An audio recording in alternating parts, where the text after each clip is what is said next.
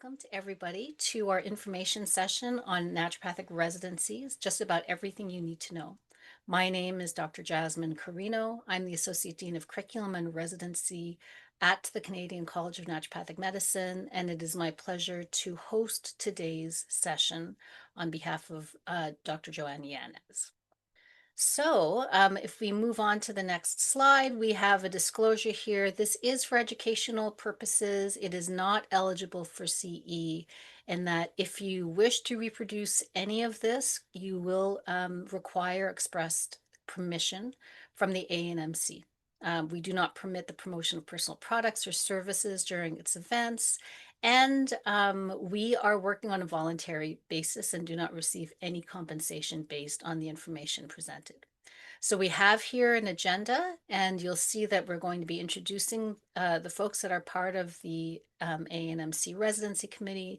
We're going to talk about some residency basics and also talk about the application process and timeline and have an opportunity for Q&A. What you'll also see on the screen is that there is a Q&A section within the Zoom call. So feel free to please type in your questions there, and as the session progresses, one or a few of us will be able to answer some of those, and then we'll see if there's anything outstanding at the end of the day. I've already introduced myself. We also have Dr. Taylor Boehm from NUNM. We have Dr. Christina Connor from Bastyr. We have Dr. Saunders from NUNM, and we have Dr. Suko from Sonoran. So they will all have an opportunity to speak to you about different areas of this particular presentation. So let's get started.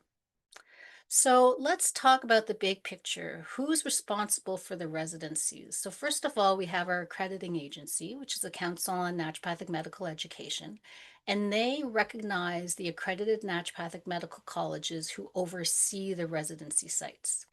The AANMC, which is the Association of Accredited Naturopathic Medical Colleges, convenes the AANMC Residency Committee.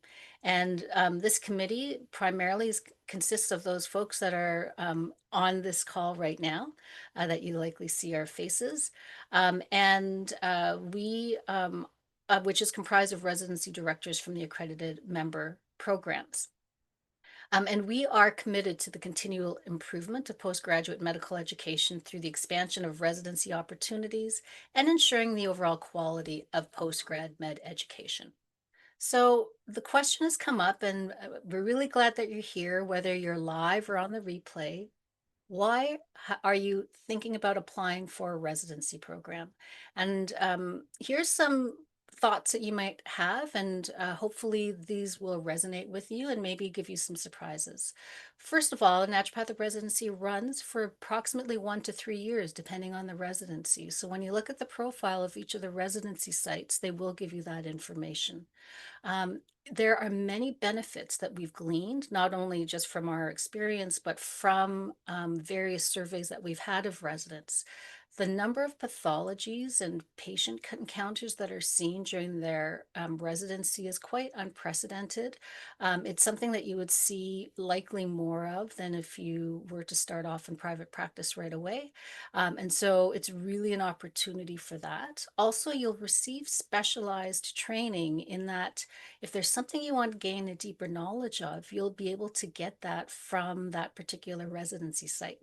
Once again, when you're reviewing the different residency sites, you'll be able to get a sense of the flavor of what each residency site offers you, and that may resonate with what you want to see your future practice to look like. As well, you want to expand your teachers and mentors during your learning phase and professional phase.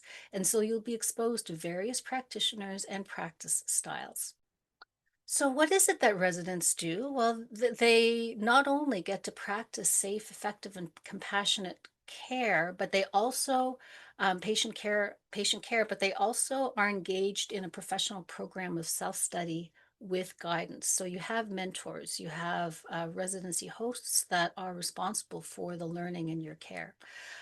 Residents also participate in many other things. They are enhancing their educational opportunities by participating in grand rounds. They engage in continuing education experiences. They may be involved in public and professional lecturing, and research and scholarly activity is also a component of the residency program. Next slide, please. And so what you can expect is that residents will be working approximately 40 to 60 hours per week, depending on the residency. And really, they're providing patient care and supportive services. And here's a really wonderful opportunity to learn the art of doctoring. Residents may also participate in committees, especially those related to patient care review. And then depending on the residency, such as those academic residencies that are available, you may be involved in academic course instruction as well as supervising students' clinical education. So then the question comes up, what are the resident salaries and benefits? When you go look at the profile of the different residency sites that you may be interested in, they will give you information about what the salary is that's being offered. But the Council of Postgraduate Naturopathic Medical Education, the CPNME, which is a committee of the CNME, the accreditor, they have set a minimum standard. And so we ensure that our residencies offer that at least minimal standard, but it will also include elements such as malpractice benefits, CE money, as well as other benefits. So do your due diligence. When you are participating in interviews, when you're looking at the contracts and getting information from those residency hosts, make sure that you have the information required to make a full decision by the time you decide to apply as well as accept. And we also have the CPNME that requires 10 days of paid time off per program year. So I'm going to move this over to Dr. Bohan, please. Thanks, Dr. Carino. A question that we get from a lot of people as they're moving through the interview process and getting all their documents together is how they make themselves a competitive applicant. You can start building your CV now. Hopefully, everybody has somewhat of a CV or a resume that they've kept throughout the years. So now would be a great time to update that with any conferences you've attended, any preceptorship opportunities you've had. Another thing that makes you a good applicant is having any leadership skills or activities or events that you've led or run. There is a difference between the teaching residencies and the private residencies, and what you do from the day to day during the residency experience. So if you can, find some of your past experiences that will relate to the residency, that's what oftentimes they're looking for. Showing that you have a wide range of rotations that you've attended, and have a big base of knowledge is also a great thing to be able to show in your application. And grades are important. We know life happens. And so if there is ever, a term or semester where grades weren't as high as you were hoping, there will always be an opportunity to speak more on that if, certain life circumstances came up. Any teaching or research background can look good on your application. And if you're looking at any private clinics, we highly recommend reaching out to those clinics beforehand and seeing if you can preceptor with them, get to know their clinic, what kind of patient population they're seeing. And then lastly, be organized. So we have a lot of different dates to be aware of. We'll talk about more of that later in this presentation. But keep getting those dates on your calendar, making sure you're getting all your materials in on time, is a great way to make yourself a competitive applicant. And I'll hand the next slide over to Dr. Saunders. Thank you, Dr. Boham, and hello to everybody. We are first going to talk about whether or not residencies are required to practice. And that really varies, but in most cases, They are not required, only in the state of Utah currently, but there are many other areas looking at drafting new legislation to put that in. In addition, some insurance companies do only allow you to be someone's primary care physician with a residency. Otherwise, you'd be considered adjunct or specialty. So residencies really are highly recommended. It's that graduate medical education experience that complements the undergrad medical experience that you're going through right now, where like Dr. Carino said, you will get a lot more experience seeing multiple pathologies and a lot more people under your belt before going out on your own. Next slide, please. So how do you apply? There are two phases in our residency program, and we are entering phase one. As you see here, October through January, there is a lot to do. So while the sites aren't actually posted yet, the folks that will actually host the position for next year aren't posted yet. That happens in phase two, but phase two isn't very long. You only have about a month and a little bit longer, maybe month and a half, to get your application completely together. We'll look at the actual timelines here shortly. So you want to have all this phase one stuff done first, and Dr. Connor is actually going to go through everything that you can be doing now over holiday breaks when you have some downtime so that you don't get hit. February is a pretty busy month with actually getting your applications in. So we will be talking about creating a profile on the residency portal, how to explore different residency sites that have existed in the past, and what resources exist on the portal. We'll start talking about how to prepare your documents and get your evaluations. This is the time to do it. It is not too early. And we'll also talk about registering your credit card for applications and for your fee payments. And then we'll have another info session next year. We'll talk more about phase two then, where you actually do the submission of your application and talk more about interviews, but we'll give you the overview of that today. Next slide, please.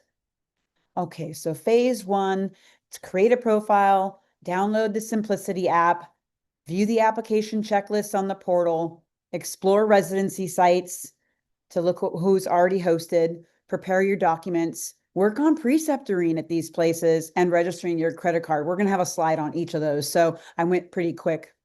Thank you.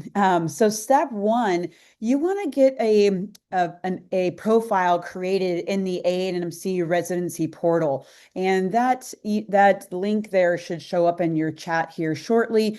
But you navigate over to that website and you create a profile. Please put in your name the same as that the same name that your faculty would recognize if they got an evaluation from you, or that the registrar would recognize if you're requesting your transcripts. So please use the name in your profile here that you use at school and that folks know you by there. That's really important. Once you sign up, you need to navigate back over to your email and do the verification step, which is pretty common when creating accounts these days. But remember that sometimes that lands in your spam folder. So make sure that you look for it, you get the verification. Once you verify your email address and do those steps, you'll get an email from the AANMC residency system welcoming you to the portal. This welcome email contains really important information. There's a how-to guide, some really important instructions for the application process. So be sure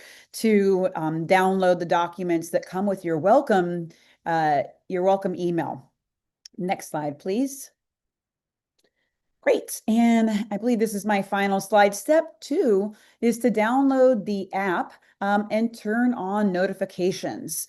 So there'll be some information in the chat for this one, but you'll want to download the Simplicity app and make sure that you have it, because turning on notifications is really important. There are a lot of deadlines that you just simply cannot miss in residency. Things move on. Application season closes, boom, it's done. There are several steps before application closes, several deadlines for getting your evaluations in. and your credentials order, and Dr. Karn will talk a little bit more about that. But these notifications will really prompt you to that. And if we haven't said it already, please note that all of the timeline times are in Eastern Standard Time. So depending on what school you're going to, you'll want to make sure that you convert those times to the time zone that you're in. But this app will make sure that you receive the notifications letting you know that something is coming up. And I will turn it over to the next slide to Dr. Connor. Thank you. Thank you, Dr. Saunders, and welcome everyone. Good morning or afternoon, wherever you are. I'm going to walk you through the process here in the portal. So there's two initial things that you definitely want to do here. One is to navigate to the portal under resources and look at the checklist, because that's going to help you walk through the next stages. So that'll be step one. And next slide, please. And then once you're in the portal, then you want to take a look around. So the next thing that you want to do is look at the timeline. And like Dr. Saunders was talking about, there are some very specific deadlines that you do need to adhere to. Do make sure that you go ahead and take a look, download that application timeline, and mark those deadlines wherever you need to, electronically, on paper, wherever you put that information.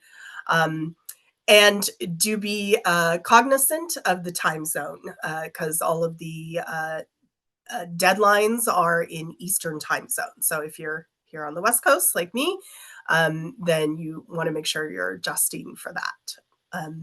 So there are two ways to get to that application timeline. That you can do that from the resources page, or right from the banner. So on the banner, there's that arrow here with view here. Or you can go to resources, open up the document library, and you will see the deadlines there as well, the timeline. So you want to take a look next in the portal at the residency sites. And you will be looking here for this arrow at the bottom left-hand corner, where it says employers. You will want to go into there and click on any of the details of the site. Great. Then you want to start working on your application documents. Make sure you reserve enough time to do this. This is the things that you can be doing now in these next couple of months. So you will need to write a personal statement, essays, and those can be for each site that you're applying to. Your CV, which Dr. Boehm talked about, you may have the beginnings of that, or you may already have that done, but you do want to make sure it is up to date with anything that you've done in the past year or months. And your CV, of course, is going to be the same. But all of those you need to have for the application process. There are specific instructions around each of those, so make sure that you do take a look at the instructions to make sure that you're in the right format and get the right information in those documents. And the instructions are also in that document library under the resources tab. So after you prepare those documents, please save them in this format that we listed here, and that will make sure that that it's standardized when those do get uploaded. You'll also want to scan and label your NPLEX-1 results. So those will also be in your files. And what you're doing at this point, it's just uploading the file, or we'll get to uploading the files, but you haven't submitted anything yet. So on the next slide, we'll talk about uploading. So the next thing you want to do is request your faculty evaluations and transcripts. So you will need 3 separate faculty evaluators. and a transcript from your school. So you want to choose people, just a note on the evaluations, you want to choose people who can truly evaluate you based on your clinical skills. So you want someone who has directly observed you. Do make sure that it's someone that you've that can observe you and fully evaluate you in that way, because that's really just for your benefit. So under your profile, if you see on the upper right hand side, if you go to your profile, you will find under there your recommendations. If you scroll under that tab, and then you want to click on recommendation/transcript request.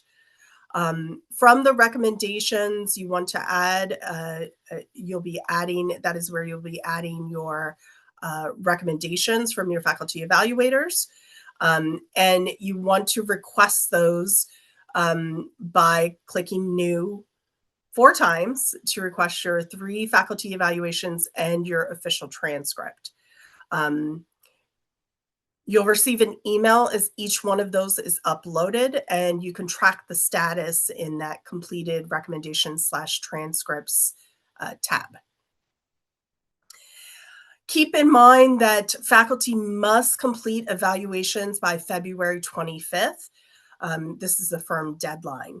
And do make sure that you give your faculty evaluator sufficient time to be able to complete that request, because it does need to be there on time.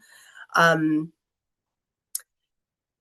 if you're, and you kind of do this, all of this early, so you can do that and get that ready ahead of time. So the next slide here is uploading your application documents. This is where you will actually add those documents that I was just talking about. So you want to select My Documents from your profile. The top right-hand corner here shows the picture of that, and then Add New.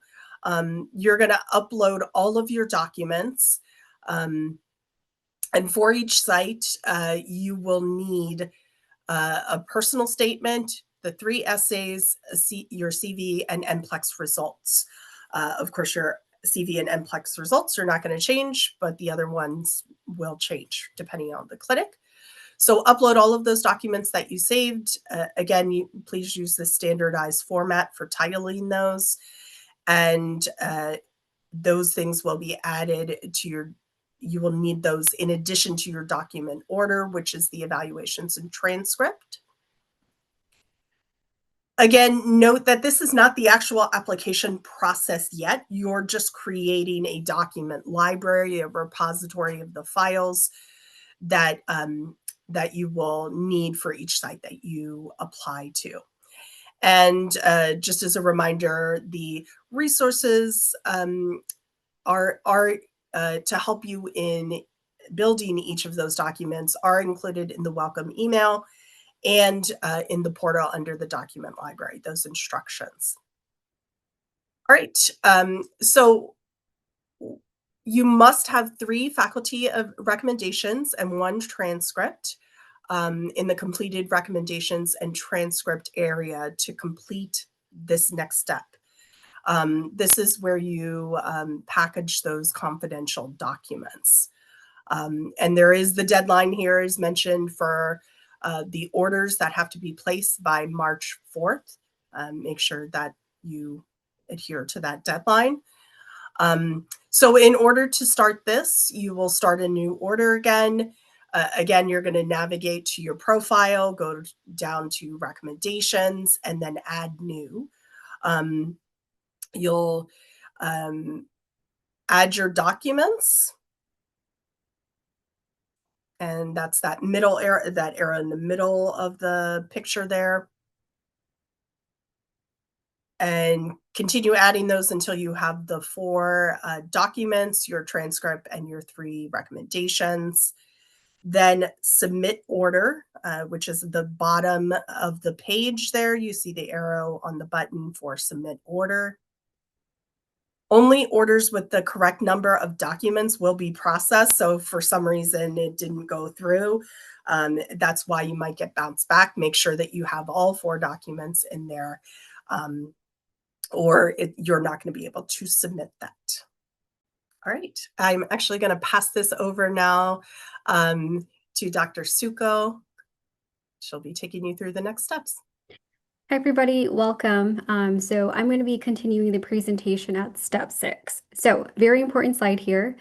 So we strongly encourage completing a preceptorship, elective offsite, and or shadowing experience for a couple of reasons. One of the reasons is this allows you, the student, to learn more about the site that you are considering for residency. It also affords you another unique opportunity, which is learning directly from an experienced practitioner who's been practicing probably for years or decades. So it definitely gives you a very, very valuable experience as a student. And so as you're making plans for winter break, we strongly encourage you to explore the residency portal and consider reaching out to set up a preceptorship with the site that you are considering for residency. And then there's also another very important bullet point here. So definitely keep this in mind. So there are several sites that do require a preceptorship in order to apply for that position. So please keep that in mind. And so if that is the case, please reach out to your residency director directly to schedule a preceptorship. And make sure that you are also in compliance with state laws governing preceptorship and or shadowing. And so step 7, also another very important slide. So I'm going to bring your attention to the very top corner of the slide here. So this slide is going to talk about registering your card, your credit card. So as you can see at the very top part of the slide here, you have those tabs, right? You look for the credit card registration tab. Click that, and then you're also going to be given the option of then selecting the credit card registration 2026-27. You're going to select that, and then you're going to complete the entire form. Once you've completed that, your credit card will be registered. We strongly encourage you to complete this step early on in the application process because your application will not be released to the site unless your credit card is registered. But also keep in mind, your card will not be charged until you submit an application. So if you choose not to apply, your credit card will not be charged. So if you do submit an application, the fees on your credit card will be processed within 72 hours. Great. And probably one of the most important slides of the presentation here, we have the residency timeline deadline dates. So currently, we are in phase 1 of the application process. So as you may or may not know, October 26th to November 1st is Naturopathic Residency Week. You can visit the www.anmc.org for more details on this. And so today marks the date when the residency portal opens. So this is the time to start requesting and preparing your documents as presented earlier. And then later at the end of January, we move into phase 2, which is where the application period opens.